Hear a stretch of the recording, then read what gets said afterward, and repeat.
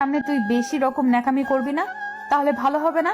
আর একটা কথা শুন, এই এলাকার সব কিছু আমার কথা মতো চলে, তাই এখন তোকে আমি যেটা বলবো সেটাই করবি তুই, বুঝছিস?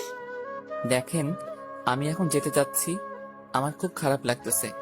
আমি এখানে নতুন এসেছি, জার্নি করে এসেছি। আমার খুব ক্লান্ত লাগতেছে। আপনি এখন প্লিজ আমাকে যেতে দেন।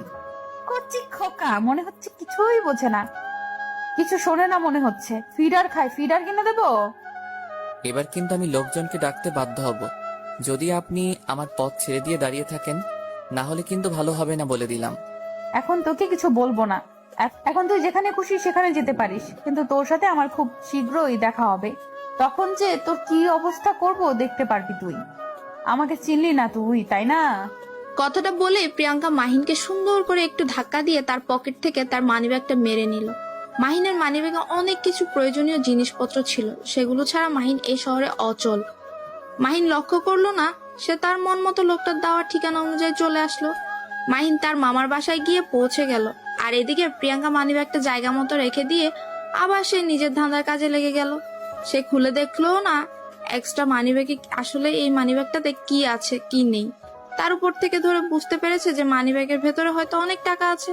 তাই সে খুশি হয়ে মানিব্যাগটা ভালো মতো রেখে দিয়ে আবারও ধান্দায় লেগে গেল। তবে আজকে তার ধান্দা ভালো হলো না, তাই সে ঘুরে বাসায় ফিরে আসলো। আর এদিকে মাহিন যখন তার মামার বাসায় এসে পৌঁছালো, তার মামানি তাকে তার ঘর দেখিয়ে দিয়ে কিছুক্ষণ বিশ্রাম করতে বলল। আর মাহিন সবকিছু রেখে দিয়ে বিছানার উপর শুয়ে পড়লো, কারণ সে খুব ক্লান্ত লাগছে তাকে। জার্নি করে এসেছে, যার কারণে কোনো কিছু আর চেক করলো না। কিরে সামলি, আজকে কত মারলি? আমাকে ভাগ দে।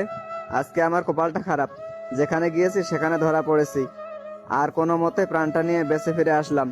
তোকে এত করে বললাম তুই আমার দলে থেকে যা, কিন্তু তুই পাগলামি দেখিয়ে একা একা কাজ করতে গেলি। এখন দেখ কেমন লাগে। এখন তো আমি আর তোকে নেব না। মানুষ তো ভুল করে, তাই না? তার জন্য তাকে এভাবে কঠিন শাস্তি দেওয়া উচিত না। এবারের মতো ক্ষমা করে দে, আর কখনো তোর কাছ থেকে কোথাও যাব না। তোর মতো মদনাকে আমি দেব আমার এখানে থাকতে, তাই না? কখনোই না। তুই যেখানে যেতে চাস সেখানেই যেতে পারিস। আমি তোকে এখানে রাখবো না, কারণ তুই যে বিশ্বাসঘাতক, তুই কয়েকবার এইভাবে বলেছিস। আর না, এইবার আমি শেষ সুযোগ চাচ্ছি। এইবার তো সুযোগটা দিয়ে দে, আর কখনো এখান থেকে কোথাও যাব না। তুই আমাকে শেষ সুযোগ দে। হয়েছে, আর কান্না করতে হবে না। এখন যেটা বলি সেটা কর। এই মানিব্যাগটাতে মনে হচ্ছে অনেক টাকা আছে, এখান থেকে তোকে ভাগ দিচ্ছি।